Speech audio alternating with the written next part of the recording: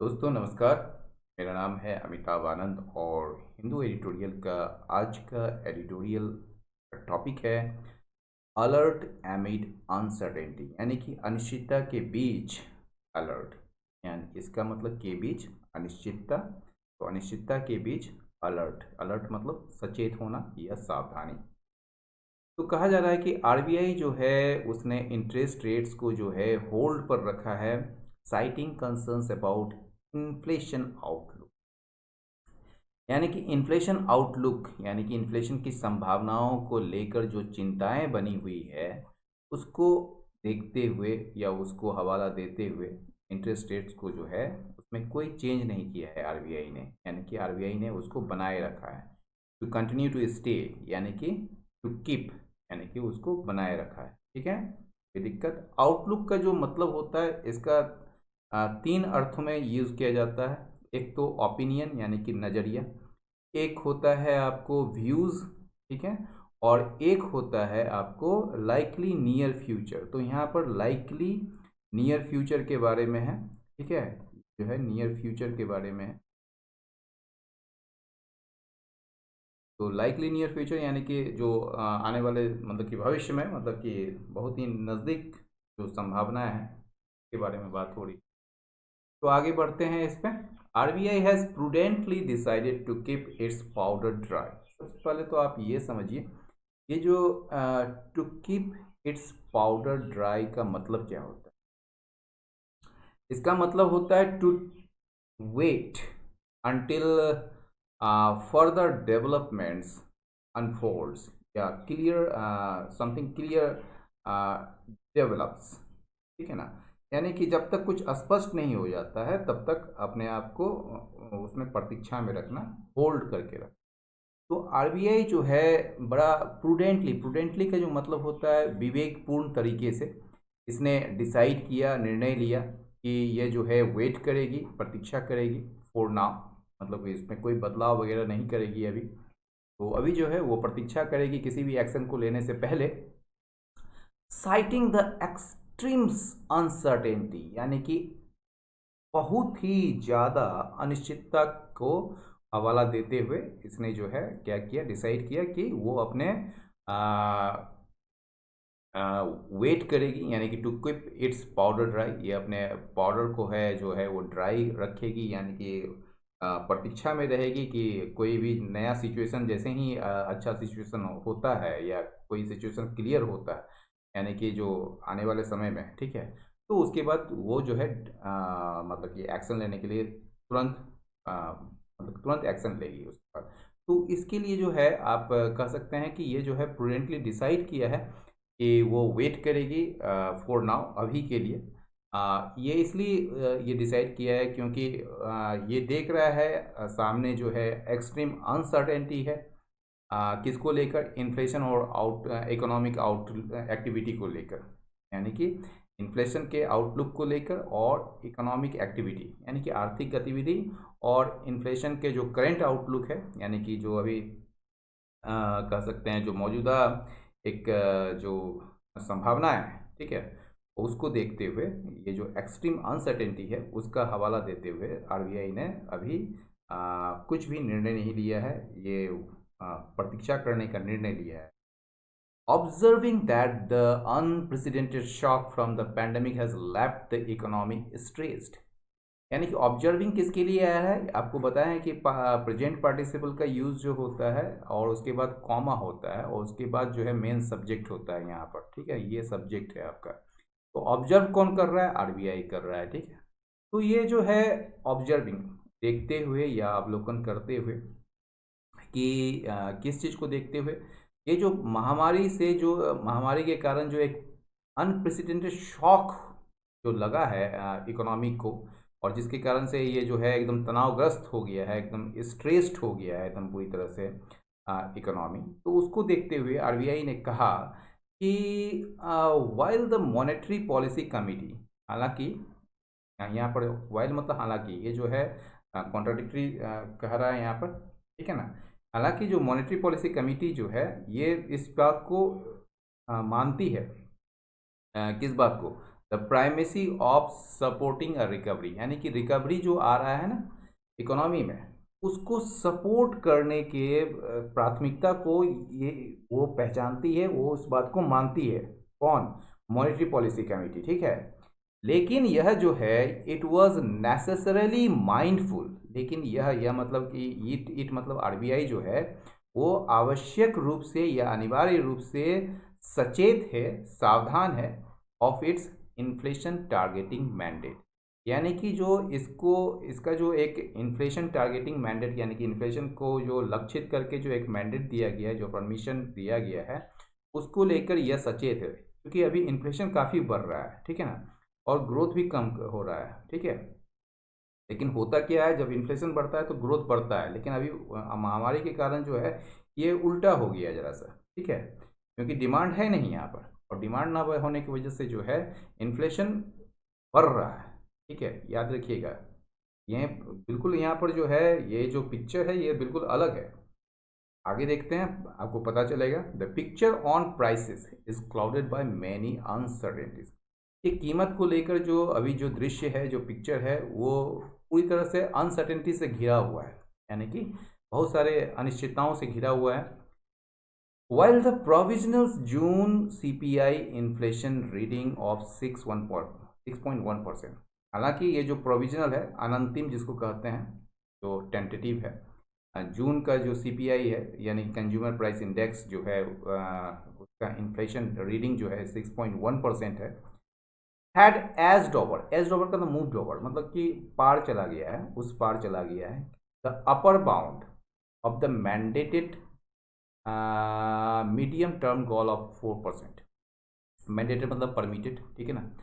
तो ये जो परमिटेड है, एक तरीके से जो अलाउ किया गया है 2016 में ही ये इसको ये किया गया था कि अगर मतलब कि एक गोल बनाया गया था मॉनेटरी पॉलिसी में कि जो सीपीआई इन्फ्लेशन जो होगा हमारा, उसका वो 4% होगा। इस तरह देख लीजिए, ये मान लीजिए ये एक टारगेट है, ये सपोज, और ये जो है आपका टारगेट है 4% का, और इसमें +2% और -2%, यानी कि ये 6% तक जा सकता है या फिर ये 2% तक हो सकता है। मतलब लोअर लेवल जो है वो 2% और अपर लेवल 6% हो सकता है, लेकिन उससे ऊपर जो है ये फिर डेंजरस स्थिति हो जाती है, ठीक है। इसको समझ गए होंगे आप।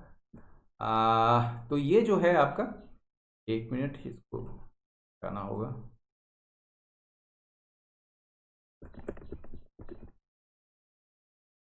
क्या?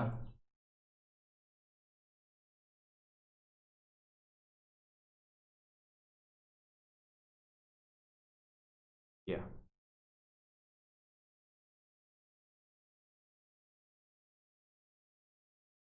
फिर तो ये जो प्रोविजनल जून सीपीआई जो इन्फ्लेशन रीडिंग है 6.1% का, वो मतलब कि जो अपर बाउंड, जो अपर बाउंड मतलब ऊपरी सीमा जो है of the mandated medium term goal of 4%, यानी कि 4% का जो मीडियम टर्म गोल है, ठीक है ना। मीडियम टर्म मतलब कि मध्य अवधि का जो गोल है, जो कि परमिटेड है, मैंडेटेड है, ठीक है, उसके ऊपरी सीमा यानी कि 6% से ऊपर चला गया है, ठीक है ना। जो सीपीआई का इन्फ्लेशन रीडिंग है, ठीक है, ठीक है, +-2%। तो समझ गए, +-2% यानी कि 4 से प्लस में अगर 2% होगा तो 6%, और नीचे में अगर होगा तो 2%। A spike in food prices, ठीक है, as well as cost push pressure. अब इसको समझ लीजिए, ये तो समझ गए होंगे जो खाद्य पदार्थों में जो बढ़ोतरी आई है, और साथ ही साथ as well as cost push pressures या कॉस्ट पुश इन्फ्लेशन, इसको कहते हैं, तब कहते हैं जब जो है सपोज मान लीजिए कि इन्फ्लेशन के कारण जो है क्या हुआ है कि सप्लाईज जो है वो कम है, सप्लाईज कम है। तो सप्लाईज जो कम होने की वजह से, क्योंकि उसमें ट्रांसपोर्ट और अन्य चीज़ों पर जो है जो कॉस्ट लगते हैं, ठीक है, वो बढ़ जाता है। मान लीजिए कि आप 100 टन जो है आपका सप्लाई है नॉर्मल स्थिति में, और उसका जो प्राइस मान लीजिए 100 रुपया आता है, मानने की बात बोल रहे हैं, तो 100 रुपये आया था सपोज, ठीक है, वो सारा ट्रांसपोर्ट वगैरह सब कुछ मिला जुला के, ठीक है। लेकिन अब जो है, अब आपका सप्लाई जो है वो हो गया है 60 टन, ठीक है, क्योंकि डिमांड कम है यहाँ। तो 60 टन होने की वजह से क्या हुआ, ट्रांसपोर्टेशन फ्यूल वगैरह में तो कॉस्ट उतना ही आएगा। तो आपका जो अब 60 टन का जो पैसे हैं वो हो जा रहा है 90 रुपया या 85 रुपीज। तो वो हिसाब, पहले 1 टन का जो है वो 1 रुपया हो रहा था, अब 1 टन का जो है 1 पॉइंट समथिंग हो रहा है, ठीक है। तो वो जो है कॉस्ट पुश प्रेशर होता है, ये कॉस्ट पुश इन्फ्लेशन, यानी कि कॉस्ट को जो है इसमें लागत जो है वो बढ़ता है, ठीक है। तो एक चीज़ बता रहा है कि फूड प्राइसेस में जो स्पाइक है और जो साथ ही साथ कॉस्ट पुश प्रेशर जो है फ्रॉम हाइयर ट्रांसपोर्ट फ्यूल, यानी कि हाइयर यानी कि उच्च ट्रांसपोर्ट फ्यूल के वजह से, और जब अभी ट्रांसपोर्ट फ्यूल का भी कीमत बढ़ा है, एंड रॉ मटेरियल प्राइसेस, और जो रॉ मटेरियल जो खपत होना चाहिए जितना, क्योंकि ज़्यादा खपत में कम पैसे लगते हैं, और कम अगर आप मंगवाते हैं तो उसमें ज़्यादा पैसे लगते हैं। तो ये सारे मिलकर जो है ना, work combining to obscure the inflation outlook, ये एक साथ मिलकर जो है कहीं ना कहीं जो है इस इन्फ्लेशन आउटलुक को, ये जो इन्फ्लेशन के लेके जो संभावनाएं हैं, ठीक है ना, जो नज़दीकी संभावनाएं हैं उसको ऑब्सक्योर करता है, उसको एक तरीके से धुंधला करता है, स्पष्ट चित्र नहीं प्रस्तुत करता है वहाँ पर। वोइंग टू इंश्योर, ठीक है ना, या फिर से आईएनजी से यूज हो रहा है, यानी प्रेजेंट पार्टिसिपल। तो इसके बाद देखिएगा जरूर कोई कॉमा होगा, उसके बाद जो है ये होगा, देखिए यहाँ कॉमा है, ठीक है, और ये जो है मेन इसका सब्जेक्ट ये है, ठीक है ना। तो वोइंग, वोइंग कौन कर रहा है, वोइंग का मतलब प्रॉमिसिंग या डिटरमाइन टू डू समथिंग, ठीक है ना। तो वादा करना, इंश्योर करने का, यानी कि यह सुनिश्चित करने का वादा करते हुए कि पॉलिसी स्टैंस जो है, यानी कि जो नीतिगत जो रुख है आरबीआई का, वो बना रहेगा। एकोमोडेटिव, एकोमोडेटिव का मतलब क्या होता है, एडजस्टेबल, यहाँ पर आप सब चीज़ को एडजस्ट करके चलते हैं, ठीक है ना। फॉर एज लॉन्ग एज, जब तक ज़रूरत हो, मतलब कि ग्रोथ को रिवाइव करने की, जहाँ तक ज़रूरत हो ग्रोथ को रिवाइव करने की, यानी कि विकास को फिर से पटरी पर लाने की, जब तक ज़रूरत हो तब तक जो पॉलिसी स्टैंस जो है आरबीआई का, वो क्या रहेगा, एकोमोडेटिव बना रहेगा। इस बात का सुनिश्चित करने का वादा करते हुए गवर्नर शक्तिकांत दास ने जोर डाला है, राइज किया है कि आरबीआई जो है वो रेडी है एक्ट करने के लिए, कदम उठाने के लिए, इस पर, दरों पर, रेट्स पर। वंस, वंस का मतलब यहाँ जो वंस जो है ये कंजंक्शन के रूप में यूज हो रहा है, और इसका मतलब होता है एज सुन एज, या फिर व्हेन का भी मतलब, ठीक है ना, दोनों मतलब होता है। Once a durable reduction in inflation, ठीक है ना, एक बार महंगाई में जो है एक अस्थाई कमी जो है वो देख लिया जाता है, या उसको देख लिया जाएगा अस्थाई कमी को, ठीक है ना। तो आरबीआई जो है, यानी कि शक्तिकांत दास जो, तो ये कहा है, जोर डाला है कि आरबीआई तैयार है रेट्स पर काम करने के लिए, रेट्स पर कदम उठाने के लिए, ठीक है। फॉर नाउ, अभी के लिए, however the projections remain less than encouraging, लेकिन अभी के लिए क्या है, हालांकि ये जो प्रोजेक्शन है, जो अनुमान है, ठीक है ना, कैलकुलेशन जिसको कह सकते हैं, ठीक है, रिमेन लेस देन इंक्रीजिंग, वो मतलब कि उत्साह करने वाले से, मतलब कि जितना उत्साह करनी चाहिए उससे कम है, मतलब कि उतना उत्साहजनक नहीं है, ठीक है ना। तो उतना ज़्यादा उत्साहजनक नहीं है, उससे कम है, यानी कि उतना इंक्रीजिंग होना चाहिए उससे कम है, लेस देन, ठीक है ना। The latest round of house holds expectation, ये जो लेटेस्ट राउंड है, ये जो नवीनतम दौर है, किस चीज़ का, हाउस होल्ड, हाउस होल्ड्स का क्या मतलब होता है, घर से या परिवार से संबंधित। तो परिवार से संबंधित जो परिवार के लोगों कह सकते हैं, उसका जो एक्सपेक्टेशन है किस चीज़ को लेकर, प्राइस गेंस को लेकर, यानी कि प्राइस की कीमतों को लेकर, मतलब कि कीमतों में जो बढ़ोतरी को लेकर जो एक्सपेक्टेशन है हाउस होल्ड्स का, मतलब आम जनों के, ठीक है ना। इन आरबीआई सर्वे, ठीक है ना, आरबीआई सर्वे में जो एक हाउस होल्ड का सर्वे करवाया गया था, उसमें एक्सपेक्टेशन जो आया है प्राइस गेंस को लेकर लेटेस्ट राउंड में, ठीक है ना, वो बताता है, वो दिखाता है कि the consumers expect inflation to remain elevated in the near term, यानी कि कंज्यूमर जो है उसको उम्मीद है कि नियर टर्म में, मतलब निकट भविष्य में जो है इन्फ्लेशन क्या रहेगा, इन्फ्लेशन जो है बढ़ा, मतलब कि बढ़ा हुआ रहेगा।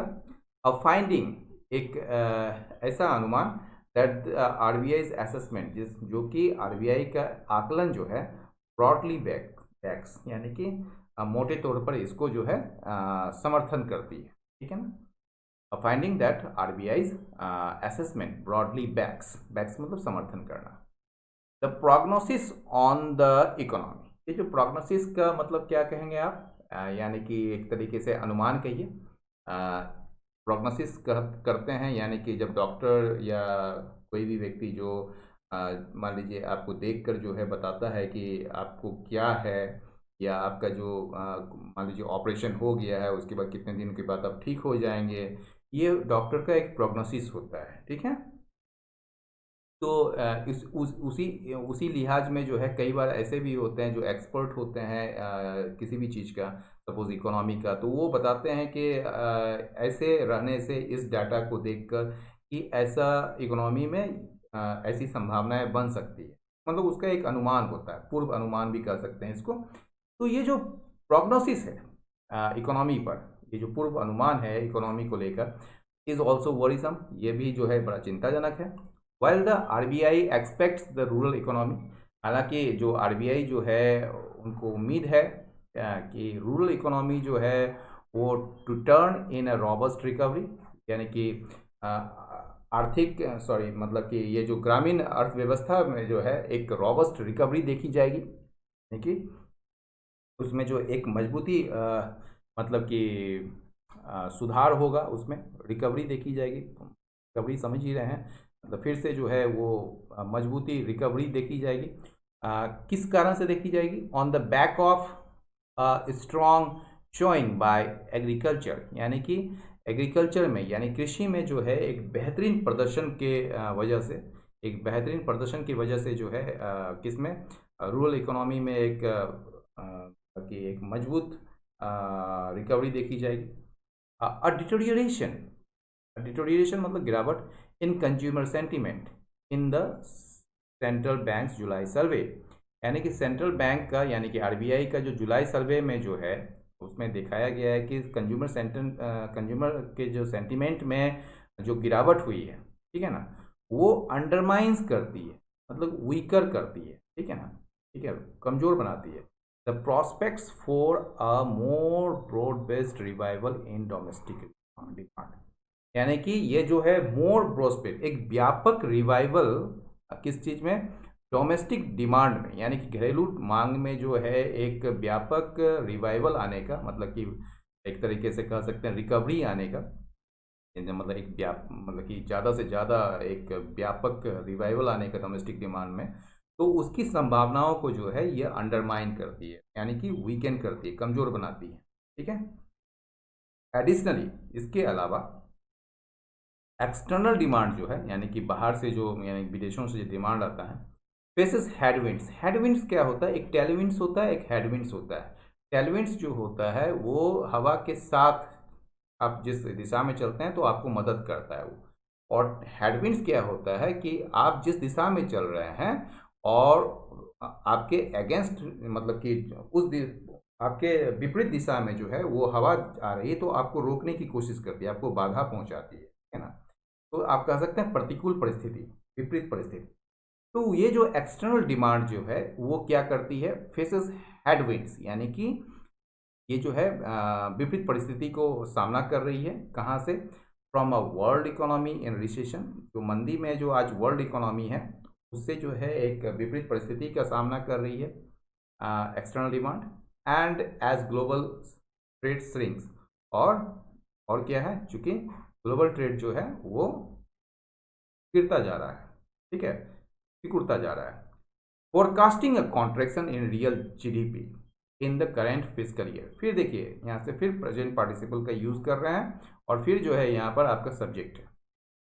तो ये फोरकास्ट कौन कर रहा है, आरबीआई कर रहा है। आरबीआई क्या कर रहा है, फोरकास्ट कि रियल जीडीपी में जो ये जो करेंट फिजिकल ईयर है, ये जो मौजूदा वित्तीय वर्ष है, ठीक है ना, उसके उसमें जो रियल जीडीपी में जो संकुचन कहिए या गिरावट कहिए, उसको फोरकास्टिंग करते हुए, उसका पूर्व अनुमान करते हुए, ठीक है ना, उसकी भविष्यवाणी करते हुए आरबीआई ने जो है रादर ऑप्टिमिस्टिकली पॉजिस्ट का मतलब होता है सजेस्ट करना, ठीक है ना, मतलब आशावादी तरीके से सजेस्ट करती है आरबीआई। क्या सजेस्ट करती है? दैट एन अर्ली कंटेनमेंट, अगर अर्ली कंटेनमेंट हो गया मतलब कि पूर्व रोकथाम हो गया पेंडेमिक का, ठीक है, तो वो सजेस्ट करती है कि अगर अर्ली कंटेनमेंट हो गया पेंडेमिक का यानी कि महामारी का, तो यह जो है एक अपसाइड सरप्राइज दे सकती है टू इट्स आउटलुक। आउटलुक किसका है? आरबीआई का। आउटलुक का जो एक मतलब कि कह सकते हैं यहाँ पर आरबीआई का जो एक ओपिनियन है, एक नज़रिया है, उसको जो है अपसाइड सरप्राइज। अपसाइड का मतलब क्या होता है? एडवांटेजियस, ठीक है ना, यानी कि जब आप एडवांटेज में होते हैं, ठीक है ना, मतलब एक कह सकते हैं एक मतलब कि मुनाफ क्या कहेंगे आप उसको, जो लाभ की स्थिति जो होता है उसको मतलब एक एडवांटेज सरप्राइज दे सकता है, ठीक है ना।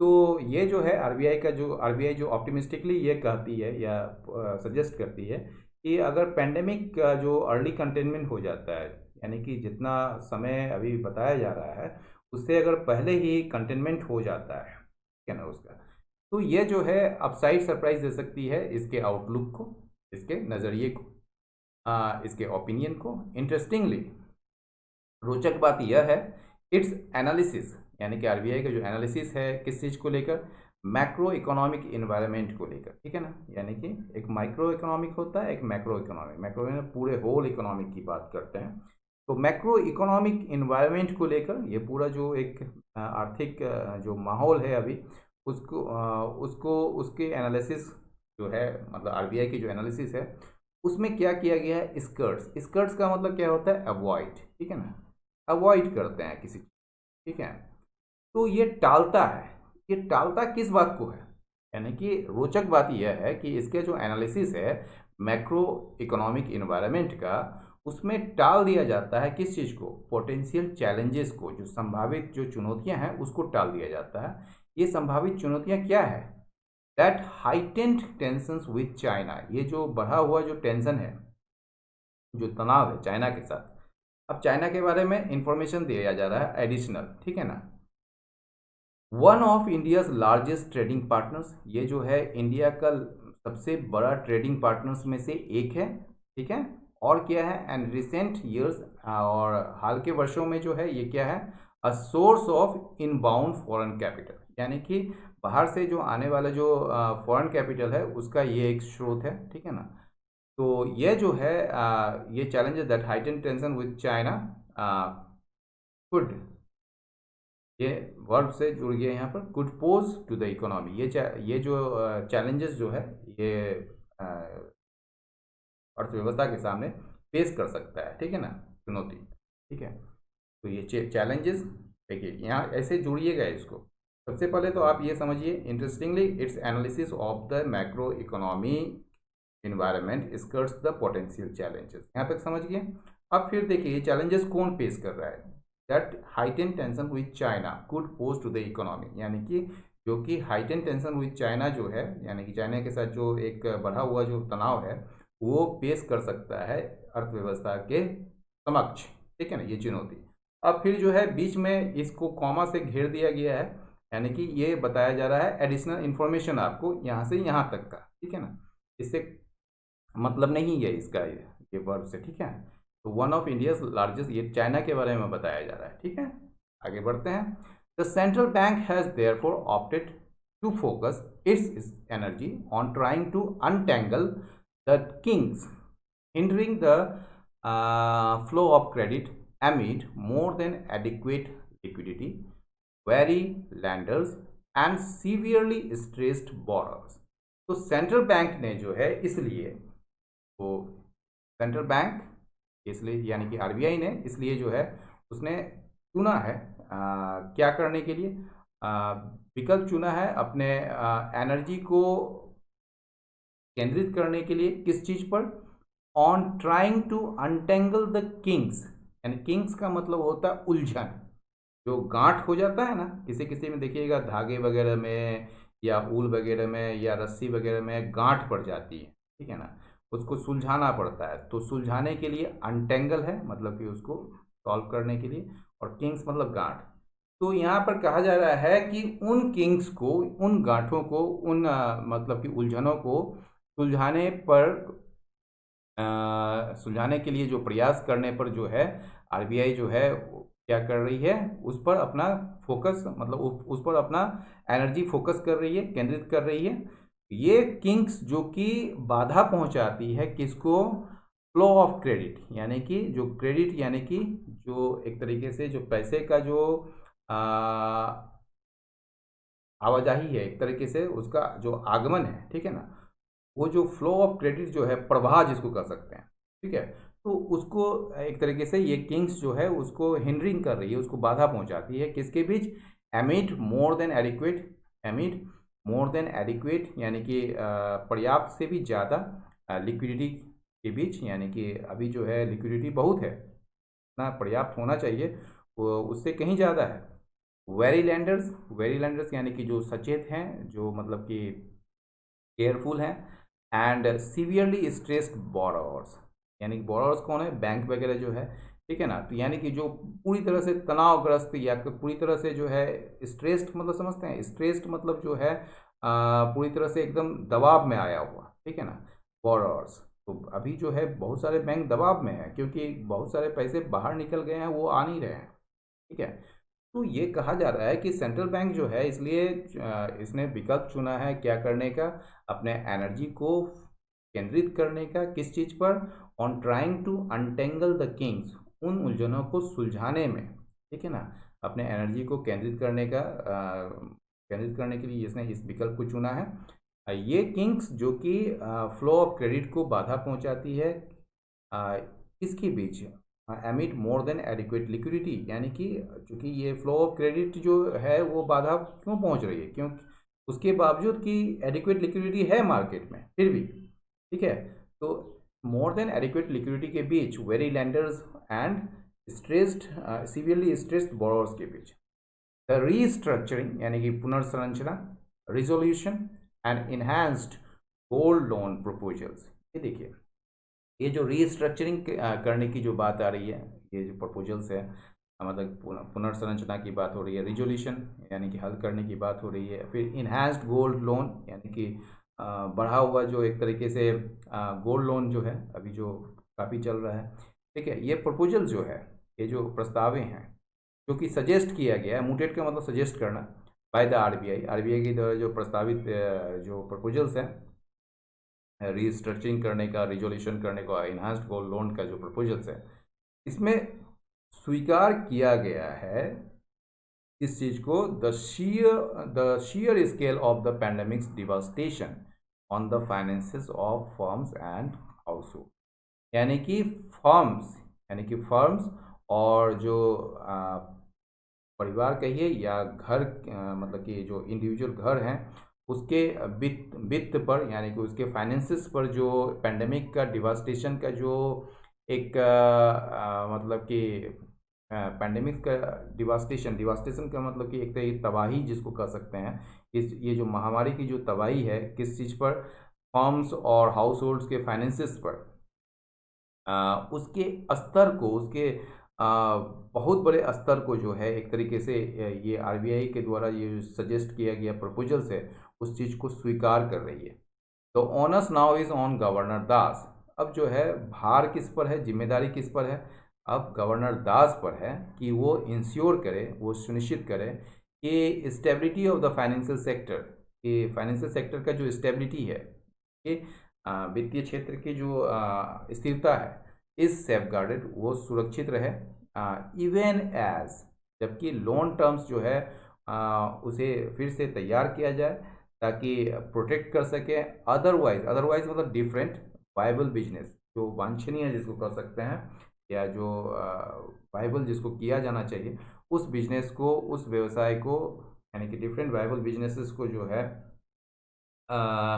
प्रोटेक्ट करने के लिए लोन टर्म्स को रिसेट किया जाना चाहिए, फिर से तैयार करना चाहिए, ठीक है ना। Any harm to financial stability, किसी भी प्रकार की जो नुकसान है, किसी भी प्रकार का नुकसान फाइनेंशियल स्टेबिलिटी को अगर होता है, ठीक है ना, तो मतलब कि वित्तीय स्थिरता को अगर किसी भी प्रकार का अगर नुकसान होता है तो उसमें रिस्क है, उसमें जोखिम है क्या करने का, undermining the economy as a whole, यानी कि इकोनॉमी को यानी कि अर्थव्यवस्था को समग्र रूप से कमज़ोर बनाने का रिस्क है उसमें, अगर कोई भी फाइनेंशियल स्टेबिलिटी को नुकसान पहुंचती है तो ये दोस्तों आपको कैसा लगा अपना फीडबैक ज़रूर दें, साथ ही लाइक करें, शेयर करें, सब्सक्राइब करें। बहुत बहुत धन्यवाद, नमस्कार।